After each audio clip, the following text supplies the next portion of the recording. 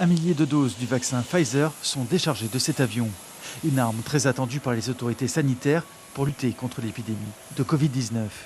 Le temps est désormais compté, les vaccins se conservent à température extrêmement basse.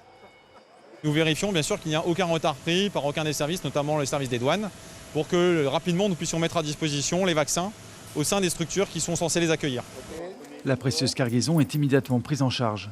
Une société privée assure ensuite son transport vers Cayenne. Une escorte légère, mais armée, est déployée autour du lieu de livraison.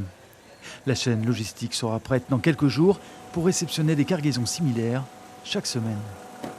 Nous avons largement la logistique pour pouvoir stocker plusieurs milliers, voire dizaines de milliers de vaccins, puisque nous aurons un gros congélateur qui va arriver dans quelques jours.